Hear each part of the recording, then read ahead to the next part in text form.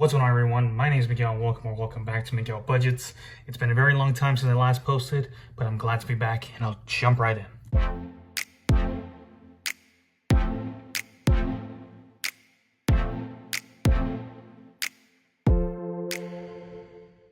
I know I'm way late, but Happy New Year to everyone. I hope you have your goals set up for this year. We are 4 months into 2026 and I will let you know that I have significantly increased my debt. But while I was gone, I did fall off the journey for a while and I'm ready to jump back in. Not only that, but I did have to buy some equipment for work and I'll explain further. All right, so let's jump back on it. We are in April. We have our consumer debt.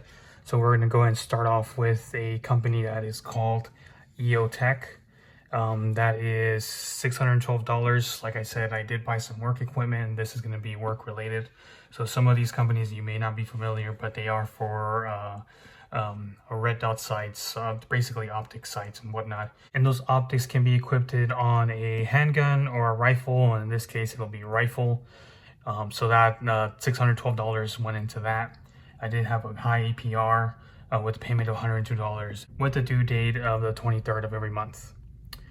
Next is a SoFi credit card that I have. I've mounted the credit up to $990 with a 25% APR, $50 payment with a due date of the 16th. SoFi is usually generally what I use to pay some of these expenses that I had while I was gone. You know, it was very responsible, but hey, here we are trying to correct it again, okay? Robinhood, I did get a Robinhood card. This is also used for other expenses along with work-related expenses as far as my rifle. So I had a couple of charges on for magazines and some other things as well. I'm totally up at $1,358 with an APR of 30%, fortunately, payment of $50 with a due date of every 5th. Next, we have ADM, which is American Defense Manufacturing or Manufacturer, and that is the rifle itself. The rifle was pretty pricey. It was about $1,400, and I bought a suppressor as well for it. And like I said, it's work related. Taxes and everything were included in here. I have an APR of 36%, with $219 due every 4th. Next, we have our pedal card, which is still the balance of last year, I believe. I didn't make much of a dent, but it's at $39.13 with 95 cents.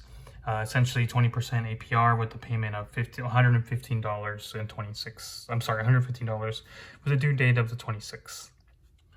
Next, we have American Express. We are at $4,800 essentially, with 27.24%, a payment $160 a month with a due date of the 27th. And all in all, I have a upgrade personal loan of $7,528 with essentially 29% APR, $245 a month due, and every 7th. All in all, most of this stuff, you know, I did accumulate during the time that I was gone. Like I said, I did fall off the train or the hustle of the journey, and you know, now it's time to correct it. We are 4 months in. I have a game plan. We're gonna go, I don't know if you've noticed, but we're gonna go to the least amount owed to the highest amount owed, which is considered the snowball method, and that's why you see it here, and it's all in increasing order. If we add all this, luckily I won't bore you to death with all the calculations. That's why I did an Excel sheet, and we have a grand total of $22,217.48. That is an increase, a drastic increase from last year. I think last year was somewhere in the 9,000s, I believe. I'll put a screenshot somewhere on the screen for you guys so you can see. We're gonna come down to our school debt. School debt hasn't changed a bit, so I'm actually gonna just take off this whole white piece of paper so you guys can see all the way down. There hasn't been any change as far as that. We still are in forbearance. Interest is being accumulated for it, so I am planning to send at least the interest payments, so that way I can manage the total amount owed. And obviously the total amount owed here is $33,043 essentially. And if we do add the math, like I said, I'm not going to bore you guys with calculations here. I just did that, that's why I did an Excel sheet. The grand total I have is 55,261 with 3 cents.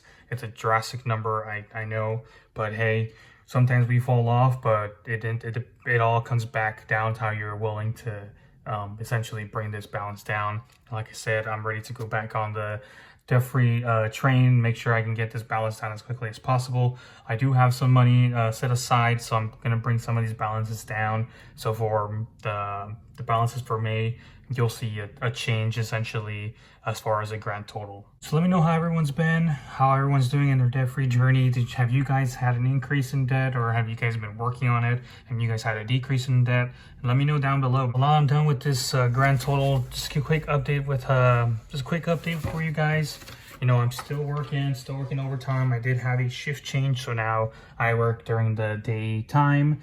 I no longer work during a swings hour, so I work from the 6:30 to 4:30 now. So now I do have a little more time in the evening, spend time with the kids, with the fam, and you know, it's all great. It's all great, basically. I still work overtime. You know, I'll post some pictures here and there of what I get. See if you guys know some of these artists or some of these events. Well, yeah, guys, that's my update for you guys. It's a quick, short video. If you enjoyed this update, let me know down below. Hit the like, subscribe, so I can keep following my debt-free journey. I know I'm restarting again, but hey, sometimes we all need that reality check again and start going back on that debt-free train. Once again, I'm happy to be back on YouTube to hold myself accountable, to show you guys, hey, you may fall off the train, but it's the way, like I said, how you come back. And I'm ready to come back, get this balance down to zero, essentially. Anyways, guys, I'll see you guys in the next one.